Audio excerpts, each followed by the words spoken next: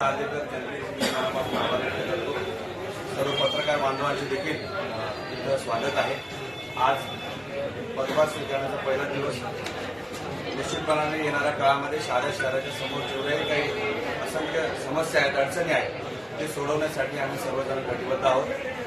जनतेने जो कौल दिलेला आहे, माझ्या आकलनानुसार या शहराच्या जनतेने जो निकाल दिलेला आहे, तो सर्वांनी वेगवेगळ्या विचारधारेच्या लोकांनी एकत्र येऊन काम करण्यासाठीचा हा निकाल दिलेला आहे। माझी अपेक्षा अशीच आहे की संपूर्ण शहरवासी जेवढे निवडून आलेले लोकप्रतिनिधी आहेत ते सर्वजण सोबत येऊन एकत्रितरित्या या शहराच्या प्रगतीसाठी काम करतील आणि त्याच्यासाठी आमचा प्रयत्न राहणार आहे। विरोधकांची संख्या जास्त आहे, त्या मनाने जनता विकास आघाडीचे नगरप्रधान कार्यवरची कसरत करावं लागेल। निश्चितपणाने जे संख्याबळ विरोधकांकडे आहे त्यांना विरोधक म्हणणार नाही। खरं तर ते देखील लोकप्रतिनिधीच आहेत, कारण लोकांनी निवडून दिलेला जी व्यक्ती असते तो फक्त ज्यांनी मतदान केलेलं आहे यांच्यापुरतं तो मर्यादित नसतो। संपूर्ण प्रभागासाठी महाराष्ट्र संपूर्ण शहरासाठीची त्यांची जबाबदारी असते। त्यामुळे माझं प्रामाणिक मत असंच आहे की विकासाच्या दृष्टिकोनातून कोणीही निवडून आलेले प्रतिनिधी विरोध करणार नाहीत।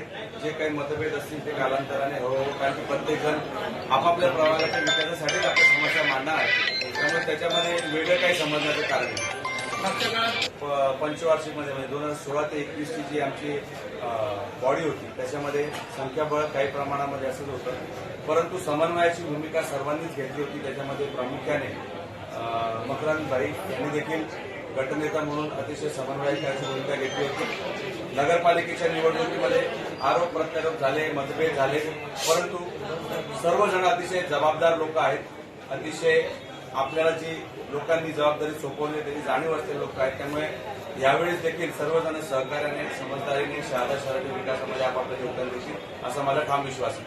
काय वाटतं, तसं बघायला गेलं तर विकासाच्या दृष्टिकोनातून खूप मागे गेलेला आहे। प्रचंड आर्थिक उलाढाल असलेल्या किंवा नंदुरबार जिल्ह्याची आर्थिक राजधानी असताना देखील शहरासमोर असलेले प्रश्न आहेत, रस्त्यांचे असतील, गटारींचे असतील, मूलभूत सुविधांचे असतील।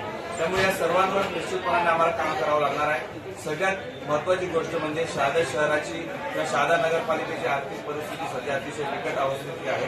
त्यामुळे निश्चितपणाने येणाऱ्या काळामध्ये हे सर्वात मोठं चॅलेंज शहादा नगरपालिकेमध्ये असणार आहे की विकास कामांसाठी निधी कसा उपलब्ध करून घ्यायचा किंवा जास्तीत जास्त प्रमाणामध्ये लोकांची कामं कशी होतील याच्यासाठी सगळी कसरत असणार आहे।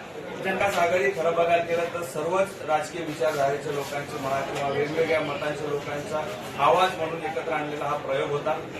कुठलाही राजकीय पक्ष असेल तसं बघायला गेलं तर संपूर्ण महाराष्ट्र राज्यामध्ये महाविकास आघाडीपेक्षा महायुतीतील घटक पक्षांमध्येच सर्वात जास्त निवडणुका लढल्या गेल्या।